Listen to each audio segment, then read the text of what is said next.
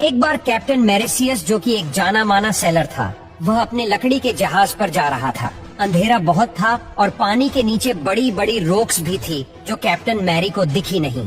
फिर शिप में हॉल हो गया और वो उल्टी हो गई और इन्हें बहुत नुकसान भी हुआ। इसीलिए कैप्टन मेरेसियस ने सोचा कि इस प्रॉब्लम का सॉल्यूशन ढूंढना ही पड़ेगा। और इसके अलावा पुराने जमाने में नेविगेशन सबसे बड़ी प्रॉब्लम थी। पुराने सेलर्स को सूरज पर या सितारों पर डिपेंड रहना पड़ता था। अब एक दिन कैप्टन एलिस को प्रॉब्लम आ गई। अपने क्रू के साथ captain Alice Pacific Ocean cross कर रहे थे। अचानक रात को काले बादल आ गए, तूफान आ गया और जब सुबह हुई तो खुले समुन्दर में सारे क्रू समेत कैप्टन एलिस खो गए थे। कैप्टन एलिस का सारा क्रू भूखा प्यासा था। बहुत से क्रू मेंबर्स भूख की वजह से मर गए थे और बड़ी मुश्किल से कैप्टन को तब जमीन मिली थी। इसी के साथ इजिप्ट में मेडिटेरेनियन सी के साथ एंशिएंट इजिप्ट ऑफ अलेक्जेंड्रिया था। इस शहर के किनारे जाने के लिए यहाँ से गुजरना पड़ता था और इस रास्ते में बहुत से पत्थर होते थे। रात में जब शिप यहाँ पर आती तो ज्यादातर शिप पत्थर से टकराकर डूब जाती और सामान भी सारा बर्बाद हो जाता। अब इस शहर का इन पत्थरों की वजह से बहुत नुकसान हो रहा था और इसीलिए यहाँ के रूलर ने एक आर्किटेक्ट को बुलाया और ये डिसाइड हुआ कि यहाँ पर एक बड़ा सा रोशनी का मीनार बनाया जाए जो शिप्स को सेफ्टी की तरफ गाइड करेगा और साथ ही में पत्थरों से भी बचाएगा।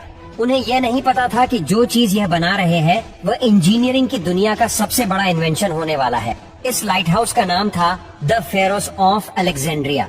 इस लाइट हाउस पर बहुत बड़ी आग जलती थी जिसको हर समय ऑयल और लकड़ी की सप्लाई मिलती थी। इंजीनियर ने तब इसकी लाइट को और बढ़ाने के लिए लेंस भी बनवाया था जिसकी मदद से मीलों दूर के जहाज को भी इसकी रोशनी दिख जाती थी। अब इस शहर में आने वाले सभी सेलर्स आराम से अपनी नाव लेकर यहाँ आ जा सकते थे। ये दुनिया का सबसे पहला लाइट हाउस था और यही से लाइट हाउस पूरी दुनिया में फैलने लग गए। पहले लाइट हाउस समुद्र किनारे हुआ करते थे, लेकिन फिर जहाँ पत्थरों से जहाजों को खतरा होता था वहाँ पर भी बीच समुन्दर में लाइट हाउस बनने शुरू हो गए। शुरू में आग और फिर कैंडल गैस लैंप का इस्तेमाल किया जाने लग गया। इसके बाद इलेक्ट्रिसिटी की इन्वेंशन हुई और अब लाइट हाउस में आग की जगह बल्ब आ गए। इंजीनियर को तब पता चला कि अगर वो लेंस को और ज्यादा पतला करे तो लाइट और भी ज्यादा रिफ्लेक्ट होगी। फ्रेंच फिजिसिस्ट ने एक और खास तरह का लेंस बनाया जिसमें उन्होंने लेंस को बारीक करके उसका डिजाइन भी पूरा चेंज कर दिया, जिससे सारी लाइट एक पॉइंट पर फोकस होना शुरू हो गई।